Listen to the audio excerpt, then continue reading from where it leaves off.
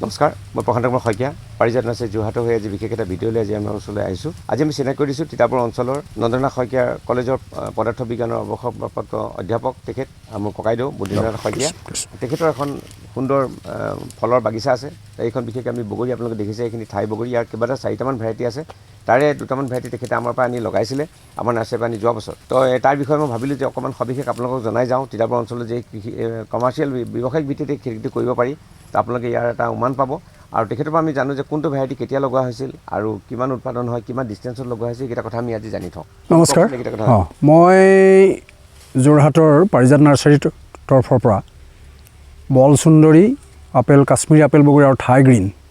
Thailand green এই 3টা জাতৰ বগৰী আমি ইয়াত লগাইছিলোঁ 2টা মোৰ প্লটত ইয়াতে বগৰীখিনি লগোৱা আছে প্ৰায় 150-200 জোপা গছ মই ইয়াত লগাইছোঁ যোৱা বছৰ প্ৰথম বছৰ যেতিয়া বগৰী লাগিলে তেনেই গছবিলাক তেনেই নিখকটীয়া নিচিনা হৈ আছিলে যদিও এজোপা বগৰীৰ পৰা আমি 5 কেজি পৰ্যন্ত বগৰী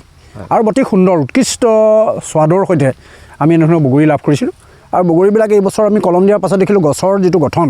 গঠনটো যথেষ্ট এজোপা বগৰী গছৰ বহুত ভাল গঠন হ'ল আৰু ইয়াৰ পৰা প্ৰতিজোপা গছৰ পৰা আমি দেখিলোঁ যে এতিয়া প্ৰায় 15-20 কেজিকৈ প্ৰতিজোপা গছত এতিয়ালৈকে বগৰী লাগিবলৈ আৰম্ভ কৰিছে এইটো দ্বিতীয় বছৰ লাগিছে আৰু এতিয়া বগৰীখিনি আমি অলপ কিছু বগৰী বেছিকৈ ফুলিছিলে আমি ৰাখিব নোৱাৰিলোঁ মানে যিমতে আমি আচলতে দৰৱ স্প্ৰে কৰিব লাগিছিলে সেইমতে নৰখাৰ কাৰণে কিছুমান বগৰী আমাৰ থাকি গ'ল বা সেইখিনি সৰি গ'ল নৰল সেইখিনি বগৰী তথাপিও যিখিনি বগৰী লাগিছে সেইখিনি বগৰী এতিয়া যথেষ্ট ফলপ্ৰসূ বুলি ক'ব পাৰি আমি যিটো উদ্দেশ্য কৰি বাণিজ্যিক ভিত্তিত আমি বগৰীখিনি আমি উৎপাদন কৰিবলৈ যত্ন কৰিছিলোঁ এতিয়া বগৰী দেখিছোঁ লাহে লাহে গঠনটো ভাল হৈ আহিছে আৰু পকিবলৈ আৰম্ভ কৰিছে গতিকে ভাবিছোঁ যে এই বগৰীৰ পৰা আমি নিশ্চয় আমাৰ যুৱক যুৱতীসকলেও আমাৰ এইটো অঞ্চলত বিশেষকৈ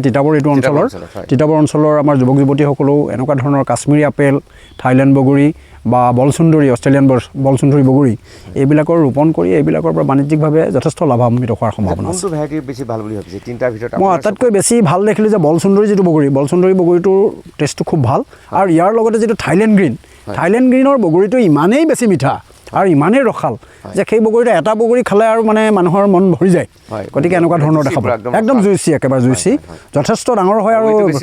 ৱেইটো বেছি দামটো অলপ কম পায় হ'লেও কিন্তু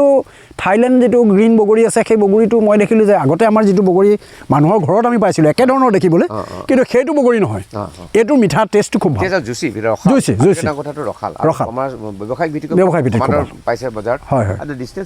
আমি এজোপা গছত আমি 10 ফুট আৰু 9 ফুটত লগাইছোঁ এটা লাইনত আমি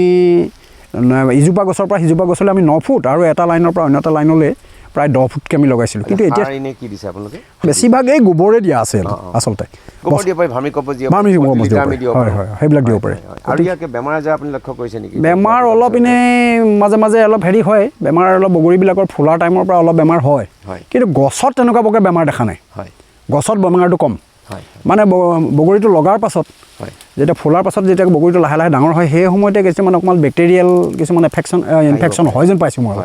অলপ দেখা পাইছোঁ তেনেকুৱা দুই বাকী চাহিদা হিচাপত আপুনি কি কয় চাহিদাটো মানুহৰ কিন্তু যথেষ্ট চাহিদা মই এতিয়া 100 টকা কেজিকৈ যোৱা বছৰ দেখিছোঁ মানে থপিয়া লাগে ইয়াত খালি সম্পূৰ্ণৰূপে পকিব লাগে গোটেই বস্তুটোৰ টেষ্টটো তেতিয়া আচল টেষ্টটো তেতিয়াহে পোৱা যায় প্ৰপাৰ ৰংটো আহিব লাগে এতিয়া যিখিনি আমাৰ থাইলেণ্ড গ্ৰীণৰ যিখিনি বগৰী আছে সেইখিনি এতিয়ালৈকে সম্পূৰ্ণৰূপে তাৰ হেৰিটো অহাগৈ নাই স্বাদটো অহাগৈ নাই কিন্তু টেষ্টটো হ'বলৈ হ'লে একদম পুৰা মেচিয়ৰ হ'ব লাগিব মাৰ্কেটত লোৱা আৰম্ভ হৈছে এতিয়া আমি জানুৱাৰী মাহত অলৰেডি আৰম্ভ হৈছে আৰু হয়তো আনাদাৰ 3-4 মান্থ আৰামছে ধুনীয়াকৈ চলিব এটা সুন্দৰ এটা ক্ৰপ মই ভাবিছোঁ এটা বাণিজ্যিকভাৱে কৰিব পৰা এটা